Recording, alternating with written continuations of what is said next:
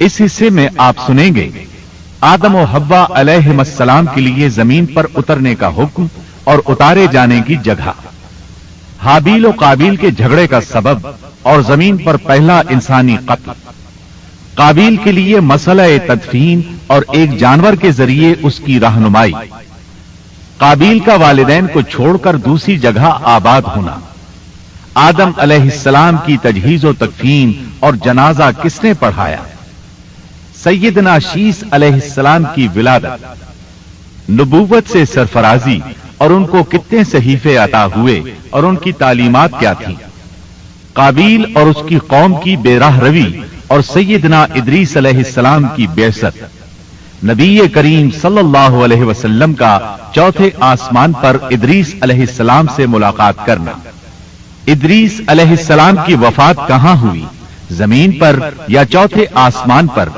حقائق کی روشنی میں مفصل اور جامع تذکرہ۔ تو آئیے سنتے ہیں دارالسلام اسٹوڈیو لاہور پاکستان سے قصص الانبیاء کا تیسرا حصہ، فساد کی ابتدا۔ پیشکش محمد طارق شاہد۔ اللہ کا حکم ہوا، قال اهبطوا، جنت سے اتر جاؤ۔ مزید فرمایا، تم آپس میں ایک دوسرے کے دشمن ہوگے اور تمہارے واسطے زمین میں رہنے کی جگہ ہے اور ایک وقت تک نفع حاصل کرنا ہے۔ اللہ نے مزید فرمایا تم وہیں زندگی بسر کرو گے اور وہیں مرو گے اور وہیں سے دوبارہ نکالے جاؤ گے۔ قرآن مجید کے دیگر مقامات میں بھی اس قصے کی تفصیل موجود ہے۔ مثلاً فرمایا، اور اس سے قبل ہم نے آدم سے ایک عہد لیا تھا مگر وہ بھول گئے اور ہم نے ان میں کوئی عزم نہیں پایا۔ اللہ تعالی فرماتے ہیں، اور جب ہم نے فرشتوں سے کہا آدم کو سجدہ کرو تو ابلیس کے سوا سب نے سجدہ کیا، اس نے صاف انکار کر دیا۔ تو ہم نے کہا، اے آدم، یہ تیرا اور تیری بیوی کا دشمن ہے، خیال رکھنا ایسا نہ ہو وہ تم دونوں کو جنت سے نکلوا دے اور تو مصیبت میں پڑ جائے۔ یہاں تو تجھے یہ آرام ہے کہ نہ تو بھوکا ہوتا ہے اور نہ ننگا، اور نہ تو یہاں پیاسا ہوتا ہے اور نہ دھوپ سے تکلیف اٹھاتا ہے۔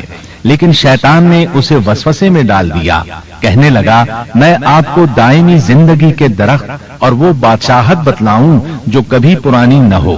چنانچہ ان دونوں نے اس درخت سے کھایا، پس ان کے ستر کھل گئے اور وہ بہشت کے پتے اپنے اوپر چپکانے لگے۔ آدم نے اپنے رب کی نافرمانی کی، پس بہک گیا۔ پھر اس کے رب نے نوازا، اس کی طرف توجہ فرمائی اور اس کی رہنمائی کی۔ حکم ہوا، تم دونوں یہاں سے اتر جاؤ، تم آپس میں ایک دوسرے کے دشمن ہو۔ اب تمہارے پاس جب کبھی میری طرف سے ہدایت پہنچے تو جو میری ہدایت کی پیروی کرے نہ تو وہ بہکے گا نہ تکلیف میں پڑے گا، ہاں جو میری یاد سے روگردانی کرے گا اس کی زندگی تنگی میں رہے گی اور بروز قیامت ہم اسے اندھا کر کے اٹھائیں گے۔ آدم علیہ السلام زمین پر اترے اور اپنے رب سے توبہ کے کلمات سیکھ لیے۔ وہ کلمات یہ ہیں، اے ہمارے رب، ہم نے اپنا نقصان کیا اور اگر تو نے ہم پر مغفرت و رحمت نہ فرمائی تو ہم خسارہ اٹھانے والوں میں سے ہو جائیں گے۔ آدم علیہ السلام زمین پر اترے اور ان کے ساتھ حوا علیہ السلام بھی اتری اور ان کے ساتھ ہی ابلیس کو بھی اتارا گیا۔ یہ کس جگہ پر اترے اس بارے میں اختلاف پایا جاتا ہے، لیکن ابن عباس رضی اللہ عنہ کی بات راجح محسوس ہوتی ہے کہ آدم علیہ السلام کو ہند میں اور حوا علیہ السلام کو جدے میں اتارا گیا۔ جب آدم علیہ السلام اتر آئے تو حوا علیہ السلام کی تلاش شروع کر دی، زمین میں ان کی تلاش میں سرگرداں ہوئے۔ آخر کار میدان عرفات میں دونوں کی ملاقات ہو گئی۔ چونکہ میدان عرفات میں دونوں نے ایک دوسرے کی معرفت حاصل کی تھی اور ان کا آپس میں تعارف ہوا تھا، لہذا اسی مناسبت سے اس میدان کا نام عرفات مشہور ہو گیا۔ پھر اللہ تعالیٰ نے زمین کے اندر انسانوں کو پھیلانا شروع کیا اور زمین کو مردوں اور عورتوں سے آباد کر دیا۔ امام طبری رحمت اللہ علیہ بیان کرتے ہیں کہ حوا علیہ السلام نے آدم علیہ السلام کے لیے 20 ولادتوں میں 40 بچوں کو جنم دیا۔ ہر بار 2 بچوں کو جنم دیتی تھی، ایک لڑکا ہوتا ایک لڑکی۔ سب سے پہلا جوڑا قابیل اور اس کی بہن قمیم کا تھا۔ پھر انسانوں کی افزائش شروع ہوئی، آبادی میں اضافہ ہونے لگا۔ اللہ نے آدم علیہ السلام ہی کو ان کا نبی متعین کر دیا، وہ انہیں دین سکھاتے رہے۔ اس وقت تمام لوگ موحد تھے، خالص توحید کو اپنانے والے تھے، یعنی کان الناس امۃ واحدہ، تمام لوگ ایک ہی امت کے تھے، ان میں شرک کا شائبہ بھی نہ تھا۔ ابن جریر اور ابن کثیر رحمہم اللہ نے ابو موسیٰ اشعری رضی اللہ عنہ کی روایت بیان کی ہے، اللہ نے جب آدم علیہ السلام کو جنت سے زمین پر اتارا تو انہیں ہر چیز کی کاریگری اور صنعت کا علم تھا۔ جب وہ اترے تو عالم بھی تھے، لباس میں ملبوس بھی تھے، کام کاج کے تمام طریقوں سے باخبر بھی تھے، لوہے، آگ، لکڑی اور کپڑے کے استعمال سے بھی بخوبی واقف تھے۔ ہمارے برعکس وہ ان کاموں کو اپنی ابتدا ہی سے جان چکے تھے، کیونکہ ہم سب لوگوں کا حال یہ ہے کہ جب تک سکھایا نہ جائے ہمیں کچھ نہیں آتا۔ آج کے دور میں بعض افریقی قبائل کے افراد وحشیانہ اور غیر مہذب زندگی گزارتے ہیں۔ علماء کا کہنا ہے کہ یہ لوگ زمین پر رہنے والوں میں سے گمراہ ترین انسان ہیں۔ انہوں نے بہترین زندگی ضائع کر دی اور گھٹیا زندگی کو پسند کیا۔ تہذیب و تمدن کا آغاز چونکہ ابتدائے آفرینش سے ہے، اس لیے ہر انسان کی فطرت میں تہذیب کی سوجھ بوجھ موجود ہے۔ بہرحال آدم علیہ السلام کے بعد انسانی مخلوق کی تعداد روز بروز بڑھتی چلی گئی اور انسانی کمزوریوں کی بنا پر گناہ شروع ہو گئے۔ زمین پر سب سے پہلے ہونے والی معصیت قابیل کے ہاتھوں اپنے بھائی حابیل کے قتل کی صورت میں سامنے آئی۔ اللہ تعالیٰ نے قرآن مجید میں قابیل اور اس کے بھائی حابیل کا قصہ بیان کیا ہے۔ قابیل قرخت اور درشت طبیعت کا مالک تھا، جبکہ اس کا بھائی حابیل رحم دل اور نرم طبیعت تھا۔ قابیل کھیتی باڑی کرتا تھا اور حابیل مویشی چراتا تھا۔ حابیل کے نرم دل ہونے کی ایک وجہ اس کا بکریاں چرانا تھا، کیونکہ ایک چرواہا اپنی بکری کو بھوکا دیکھ کر اسے چارہ کھلائے بغیر نہیں رہتا، نہیں وہ کسی بکری کو پیاسا دیکھ کر اسے بھول جاتا ہے۔ اپنے جانور پر اس کی طاقت سے زیادہ بوجھ بھی نہیں لادتا۔ بنی نوع انسان کی تعداد میں اضافے کے لیے اس وقت ایسا قانون تھا جو اب حرام ہے، اور وہ ہے بہن کے ساتھ نکاح۔ چونکہ اس وقت کے سب لوگ آدم علیہ السلام کی حقیقی اولاد تھے اور آپس میں بہن بھائی تھے، اس لیے اس وقت کی شریعت کی روح سے قابیل اپنے ساتھ جڑواں پیدا ہونے والی بہن کے سوا کسی دوسری بہن سے شادی کر سکتا تھا، اور اسی طرح حابیل اپنے ساتھ جڑواں پیدا ہونے والی بہن کے علاوہ کسی دوسری بہن سے شادی کر سکتا تھا۔ اس کی صورت یہ تھی کہ قابیل کی شادی حابیل کی بہن سے ہو اور حابیل کی شادی قابیل کی بہن سے ہو، لیکن ہوا یہ کہ حابیل کی بہن خوبصورتی میں قابیل کی بہن سے کم تھی، اس لیے قابیل نے حابیل کی بہن سے شادی کرنے سے انکار کر دیا اور اپنی جڑواں بہن سے شادی کی خواہش ظاہر کی، لیکن ایسا کرنا آدم علیہ السلام کی شریعت میں حرام تھا۔ آپ نبی بھی تھے اور رسول بھی۔ رسول اور نبی میں فرق یہ ہے کہ رسول پر شریعت اور احکام نازل ہوتے ہیں، لیکن نبی پر شریعت نازل نہیں ہوتی، البتہ اس کی طرف وحی نازل ہوتی ہے اور معجزات عطا کیے جاتے ہیں، جبکہ شریعت صرف رسولوں ہی پر نازل کی جاتی ہے۔ آدم علیہ السلام بھی چونکہ رسول تھے، اس لیے ان کی شریعت میں یہ قانون تھا کہ کوئی شخص اپنے ساتھ جڑواں پیدا ہونے والی بہن کے ساتھ شادی نہیں کر سکتا۔ قابیل اس شرعی حکم کی وجہ سے غضبناک ہو گیا، اس نے تعجب کا اظہار کرتے ہوئے اس قانون کو ماننے سے انکار کر دیا۔ آدم علیہ السلام نے ان دونوں کے درمیان فیصلہ کرتے ہوئے انہیں حکم دیا کہ دونوں اللہ کے حضور ایک ہدیہ پیش کریں۔ ہدیہ اس جانور کو کہتے ہیں جسے اللہ کے نام پر ذبح کر کے فقراء میں تقسیم کر دیا جائے۔ اس سے مقصود اللہ کے لیے اپنی نیت کو خالص کرنا ہوتا ہے۔ اس عمل کو قربانی کہا جاتا ہے۔ آدم علیہ السلام کے زمانے میں قربانی کا جو قانون تھا اس کے قبول ہونے کی نشانی طے تھی، اور وہ یہ کہ آسمان سے ایک آگ نمودار ہوتی اور اس قربانی کو جلا دیتی۔ اس کا مطلب تھا قربانی قبول ہو چکی ہے، اور اگر آگ قربانی کو نہ جلاتی تو سمجھ لیا جاتا کہ قربانی قبول نہیں ہوئی۔ آخر قربانی کا دن آ پہنچا۔ حابیل نے اپنے مویشیوں میں سے ایک بہترین جانور لیا اور قربان گاہ میں لا کر اللہ کے حضور پیش کر دیا۔ دوسری طرف قابیل نے اپنی کھیتی کے غلے میں سے ردی قسم کا غلہ قربانی کے لیے پیش کیا۔ دوسرے دن دونوں قربان گاہ پہنچے تو انہوں نے دیکھا کہ حابیل کی قربانی قبول ہو چکی ہے، جبکہ قابیل کی قربانی کو آگ نے چھوا تک نہیں تھا۔ یہ دیکھ کر قابیل حابیل پر غضبناک ہوا۔ شیطان نے بھی اسے وسوسے میں مبتلا کیا کہ اپنے بھائی کو قتل کر دے۔ اس نے اپنے بھائی حابیل کو جان سے مار ڈالنے کا پختہ ارادہ کر لیا۔ اس وقت تک روئے زمین پر کوئی انسان قتل نہیں ہوا تھا۔ انسانی تاریخ میں یہ پہلا قتل ہے جس کا ارتکاب قابیل نے کیا۔ وہ اپنے بھائی حابیل کے پاس گیا اور اس سے بولا، میں تجھے قتل کر دوں گا۔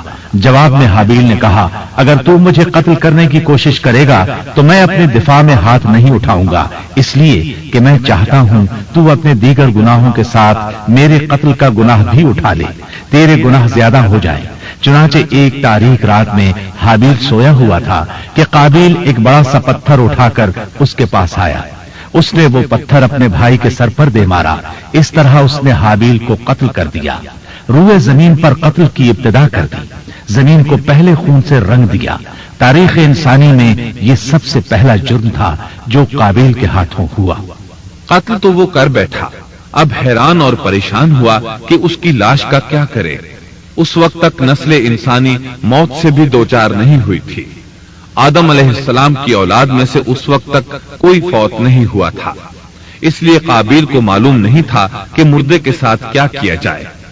اسی کشمکش کے عالم میں اس نے بھائی کی لاش کو کمر پر اٹھا لیا اور چل پڑا۔ چلا جا رہا تھا کہ اللہ نے دو کوے بھیجے۔ دونوں کوے آپس میں لڑ پڑے، ایک نے دوسرے کو ہلاک کر دیا۔ اب زندہ کوا مٹی کھودنے لگا۔ اس طرح اس نے ایک گڑھا تیار کر لیا، مردہ کوے کو اس میں رکھا اور اوپر مٹی ڈال دی۔ اس طرح قابیل کو دفن کا طریقہ معلوم ہوا۔ اس نے بھی گڑھا کھودا اور حابیل کی لاش کو اس میں دبا دیا۔ وہ اپنے کیے پر نادم ضرور تھا، لیکن اس نے اللہ سے معافی نہ مانگی، جبکہ انسان کے لیے ضروری ہے کہ اس سے کوئی گناہ ہو جائے تو اللہ سے معافی مانگے۔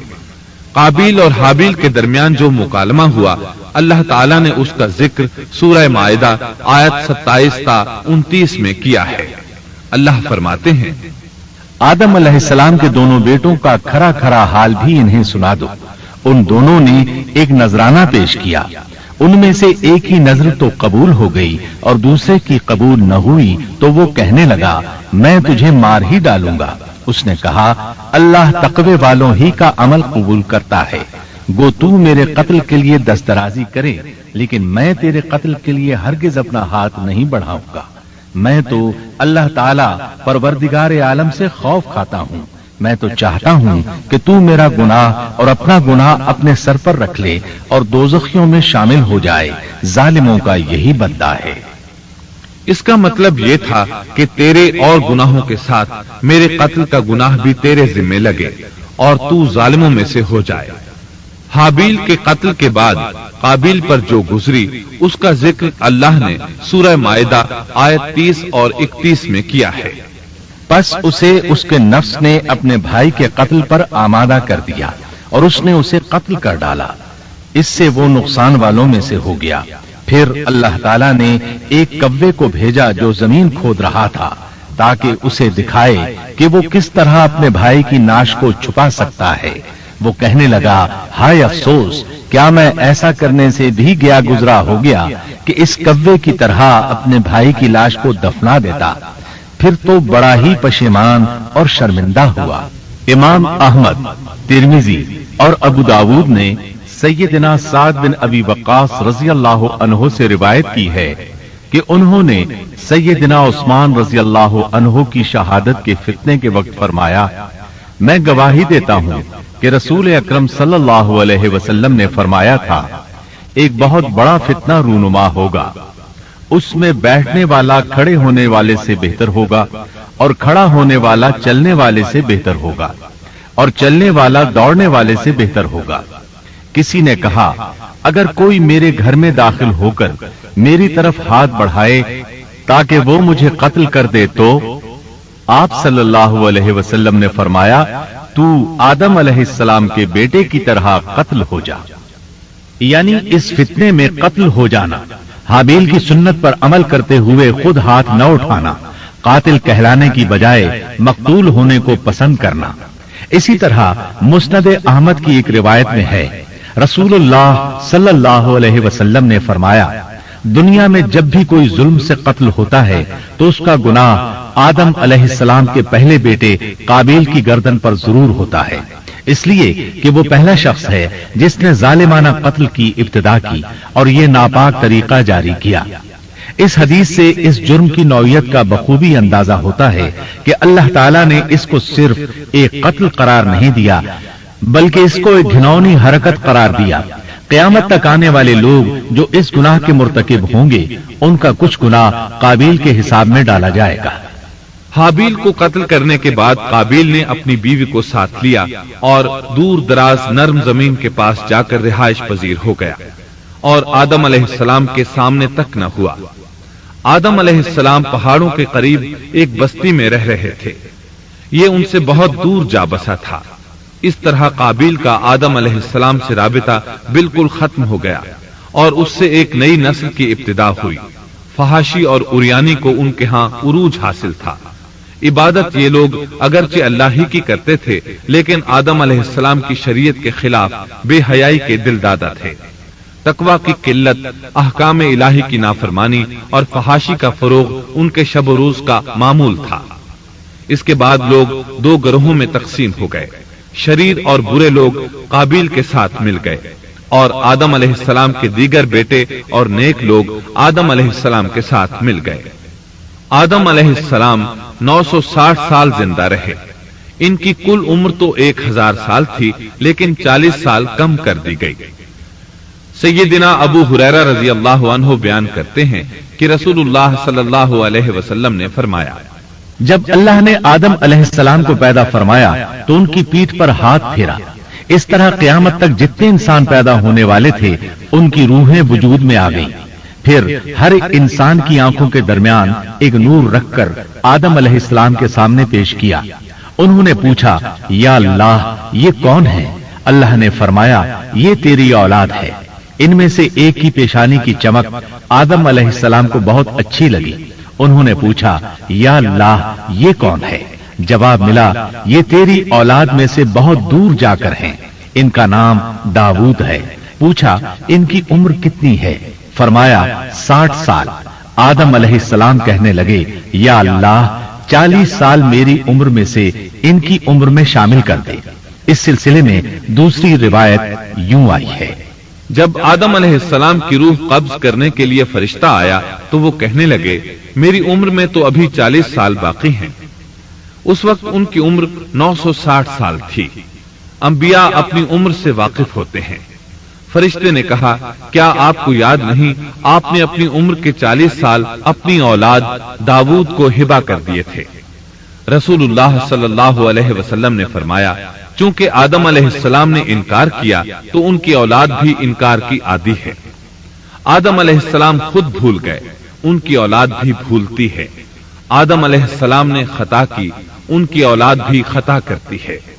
हाबील के कत्ल के बाद अल्लाह ताला ने आदम और हव्वा अलैहिस्सलाम को इसका नेमुल बदल अता किया।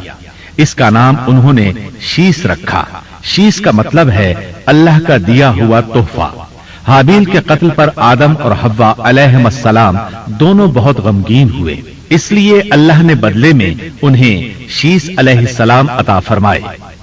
सैयदना अबू ज़र ग़िफ़ारी रज़ी अल्लाह अन्हु से मरवी एक सही हदीस में है कि रसूलुल्लाह सल्लल्लाहु अलैहि वसल्लम ने फरमाया, अल्लाह ताला ने 104 सहीफे नाजिल फरमाए। उनमें से 50 सहीफे शीस अलैहिस्सलाम पर नाजिल हुए। इन सहीफों में ऐसे कवानीन, उसूल और ज़ाबिते थे जिनसे इंसानियत की जिंदगी मुनज़्ज़म होती है। शीस अलैहिस्सलाम ने आदम अलैहिस्सलाम से इल्म हासिल किया, लेकिन आदम अलैहिस्सलाम का तमाम इल्म वो हासिल न कर सके, इसलिए कि आदम अलैहिस्सलाम ने बिल मुशाफहा अल्लाह ताला से इल्म हासिल किया था और बहुत सी अशिया का इल्म अल्लाह ताला ने उन्हें सिखा दिया था। इसलिए वो तमाम उलमा से बढ़कर आलिम थे। शीस अलैहिस्सलाम ने आदम अलैहिस्सलाम से उलूम सीख कर लोगों को सिखाए। लोगों ने उनसे मुख्तलिफ उलूम, फनून और पेशे सीखे। उन्हें शहरों में रहने सहने के बारे में तालीम दी। दिन रात के हिसाबात से उन्हें आगाह किया और उन्हें बताया कि किन औकात में वो अल्लाह की इबादत करें और इबादत के तरीके उन्हें सिखाए। अहादीस में इसकी वजाहत मिलती है। इमाम अहमद रहमतुल्लाह अलैह बयान करते हैं कि अबू जमा सादी कहते हैं कि उन्होंने मदीने में एक शेख को लोगों से कलाम करते देखा तो उनके मुतालिक पूछा, ये कौन शख्स है? लोगों ने बताया कि ये उबई बिन काब रजी अल्लाह अन्हु हैं। बड़े सहाबा में उनका शुमार होता है। तमाम मुसलमानों से बढ़कर कुरान और उसकी तफसीर के आलिम हैं। अबू जमा फरमाते हैं कि उबई बिन काब रजी अल्लाह अन्हु उस वक्त ये वाकया बयान कर रहे थे कि जब आदम अलैहिस्सलाम की वफात का वक्त करीब आया तो उन्होंने अपने बेटों से फरमाया, मेरा जन्नत के फल खाने को जी चाहता है। जन्नत के फल दुनियावी फलों जैसे ही होते हैं। सेब, अनार, अंगूर ये सब जन्नत में मौजूद थे। जन्नत के और दुनिया के फलों में फर्क ये है कि दुनियावी फल बदबूदार हो जाते हैं, जबकि जन्नती फल कभी बदबूदार नहीं होते। इसी तरह दुनियावी फलों का जायका आर्जी होता है, जबकि जन्नती फलों का जायका हमेशा बरकरार रहता है। इसलिए आदम अलैहिस्सलाम ने चाहा कि वो जन्नत के फल खाएं। चुनाचे उनके बेटे तलाश में निकल गए। उन्होंने अपने साथ कुल्हाड़े, कुदालें और टोकरियां ले ली। रास्ते में उन्हें फरिश्ते मिले। उनके पास आदम अलैहिस्सलाम का कफन और खुशबू वगैरह थी। उन्होंने पूछा, आदम के बेटो, किस चीज की तलाश में हो? कहां जा रहे हो? उन्होंने जवाब में कहा, हमारे वालिद मरीज हैं, उन्हें जन्नत के फलों की ख्वाहिश है। फरिश्ते उनके सामने इंसानी शक्ल में आए थे।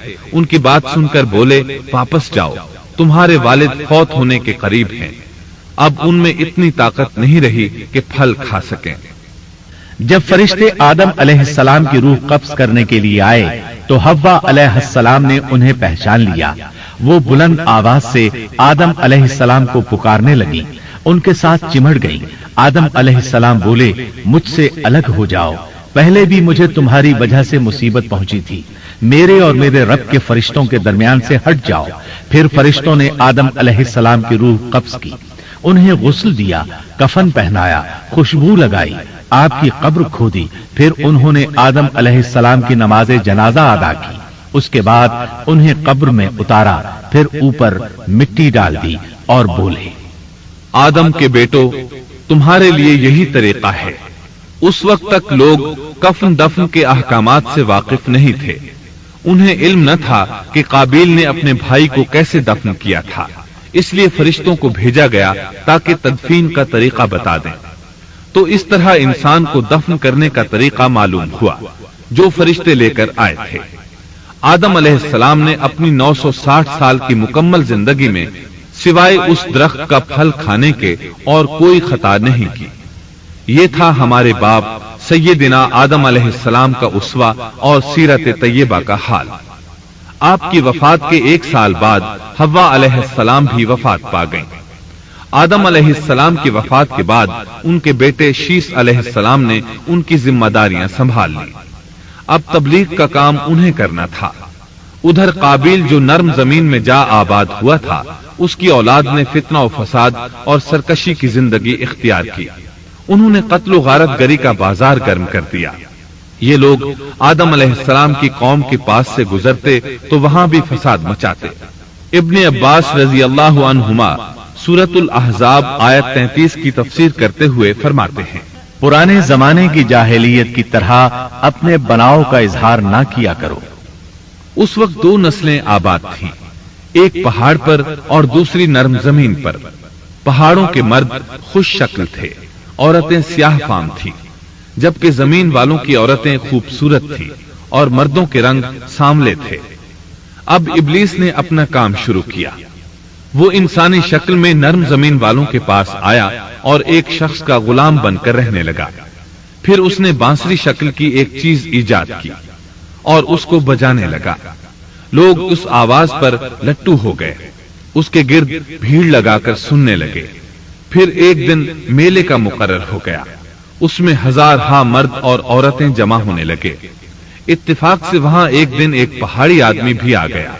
اس نے میدانی عورتوں کے حسن و جمال کو دیکھا، اس نے اپنے قبیلے والوں سے ان کے حسن و جمال کا ذکر کیا۔ اب وہاں کے لوگ کثرت سے میدانی علاقے میں آنے لگے۔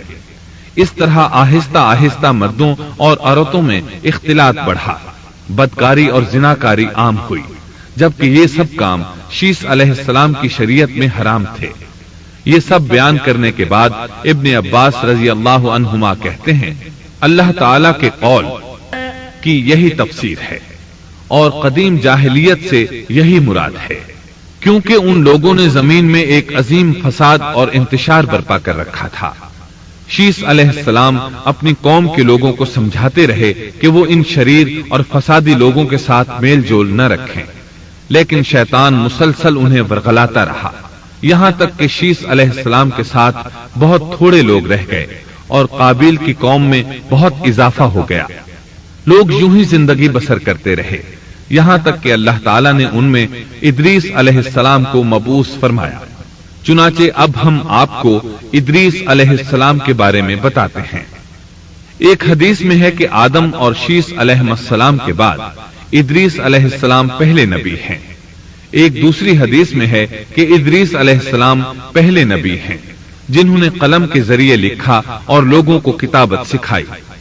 حافظ ابن کثیر نے ان کا حلیہ کچھ یوں بیان کیا ہے: پورا قد و قامت، خوبصورت، خوب روح، گھنی داڑھی، عمدہ اوصاف کے مالک، چوڑے کندھے، مضبوط ہڈیاں، دبلے پتلے، سرمگی چمکدار آنکھیں، گفتگو باوقار، خاموشی پسند، سنجیدہ اور متین، چلتے ہوئے نظر نیچی، انتہائی فکر و خوض کے عادی، غصے کے وقت سخت غضبناک، باتیں کرنے میں شہادت کی انگلی سے بار بار اشارہ کرنے کے عادی۔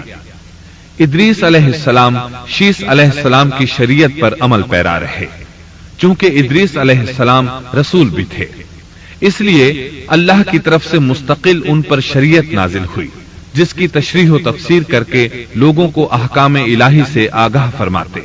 ادریس علیہ السلام نے جب دیکھا کہ مفسدین ایمان والوں پر ظلم و زیادتی کر رہے ہیں، ان کا فساد بڑھتا جا رہا ہے اور سمجھانے کے باوجود یہ لوگ باز نہیں آ رہے، تو انہوں نے اپنے پیروکاروں کو جہاد کا حکم دیا۔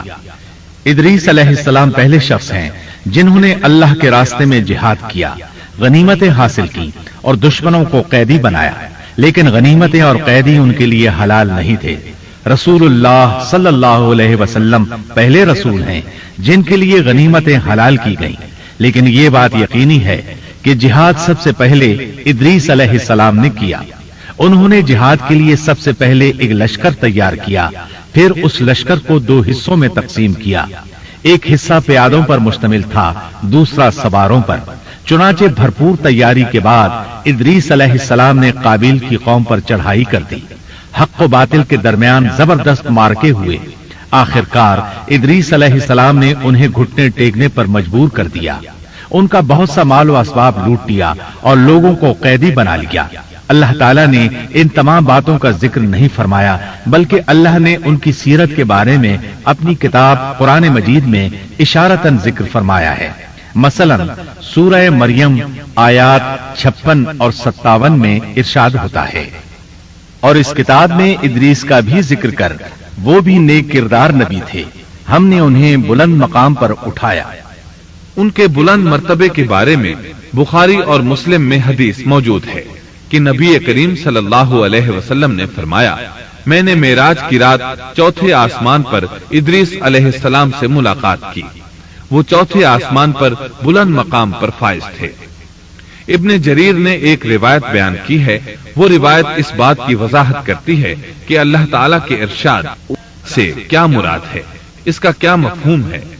ابن جریر کے علاوہ دیگر بڑے بڑے مفسرین اور مورخین نے بھی اس روایت کو ذکر کیا ہے، لیکن اس کی کوئی صحیح سند نہیں مل سکی۔ وہ روایت یہ ہے۔ ابن ابی حاتم وغیرہ نے اس روایت کو ہلال بن یسار سے بیان کیا ہے۔ وہ کہتے ہیں، میری موجودگی میں ابن عباس رضی اللہ عنہما نے کعب رحمت اللہ علیہ سے پوچھا، کعب، ادریس علیہ السلام کے متعلق اللہ تعالیٰ کے اس قول وَرَفَعْنَاهُ مَكَانًا عَلِيًّا ہم نے انہیں بلند مقام پر اٹھا لیا۔ کا کیا مطلب ہے؟ تو کعب رحمت اللہ علیہ نے جواب دیا، اللہ تعالیٰ نے ادریس علیہ السلام پر ایک مرتبہ یہ وحی نازل فرمائی، اے ادریس، تمام اہل دنیا جس قدر روزانہ نیک عمل کریں گے ان سب کے برابر میں تجھے ہر دن اجر دوں گا۔ ادریس علیہ السلام نے یہ سنا تو انہیں خواہش محسوس ہوئی کہ میرے اعمال میں روز افزوں اضافہ ہو، اس لیے عمر کا حصہ طویل ہو جائے تو اچھا ہے۔ انہوں نے وحی الہی اور اپنے اس خیال کو ایک رفیق فرشتے پر ظاہر کر کے کہا، اس معاملے میں موت کے فرشتے سے گفتگو کرو تاکہ میں نیک اعمال کا زیادہ سے زیادہ وقت حاصل کر سکوں۔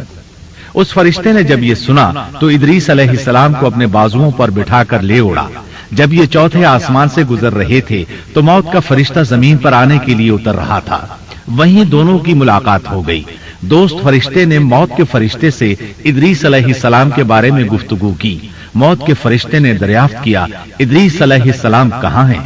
اس نے کہا، میری پشت پر۔ موت کا فرشتہ کہنے لگا، مجھے اللہ کی طرف سے یہ حکم ملا ہے کہ چوتھے آسمان پر ادریس علیہ السلام کی روح قبض کروں، اس لیے میں سخت حیرت میں تھا کہ یہ کیسے ممکن ہے، ادریس علیہ السلام تو زمین پر ہیں۔ چنانچہ موت کا فرشتہ ادریس علیہ السلام کے پاس آیا، ان سے اجازت طلب کی اور ان کی روح قبض کر لی۔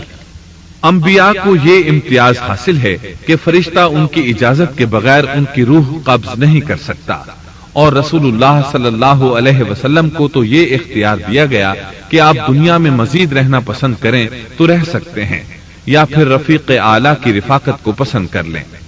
آپ نے رفیق اعلیٰ کی رفاقت کو پسند فرمایا۔ اس طرح ادریس علیہ السلام کی روح چوتھے آسمان پر قبض کی گئی۔ انہیں بھی عیسیٰ علیہ السلام کی طرح آسمان پر اٹھایا گیا۔ فرق یہ ہے کہ عیسیٰ علیہ السلام کی روح قبض نہیں کی گئی۔ یہ واقعہ نقل کر کے کعب رحمت اللہ علیہ فرماتے ہیں کہ اللہ تعالیٰ کے ارشاد وَرَفَعْنَاهُ مَكَانًا عَلِيًّا کی تفسیر یہی ہے، لیکن درست بات یہ ہے کہ یہ اسرائیلی روایت ہے۔ ادریس علیہ السلام کی وفات ہو گئی تو لوگ فساد میں اور بڑھ گئے، ان میں شر پھیل گیا، تاہم وہ توحید پر قائم رہے۔ بت پرستی کا ان میں کوئی شعور نہیں تھا۔ لوگ آدم علیہ السلام کی وفات کے 1000 سال بعد تک توحید پر قائم رہے۔ ان میں فسق و فجور ضرور تھا لیکن شرک نہیں تھا۔ اللہ تعالیٰ کے اس ارشاد كان الناس أمة واحدة دراصل لوگ ایک ہی امت تھے کا یہی مطلب ہے۔ سامعین محترم، ابھی آپ دارالسلام اسٹوڈیو لاہور پاکستان سے قصص الانبیاء کا تیسرا حصہ فساد کی ابتدا سن رہے تھے۔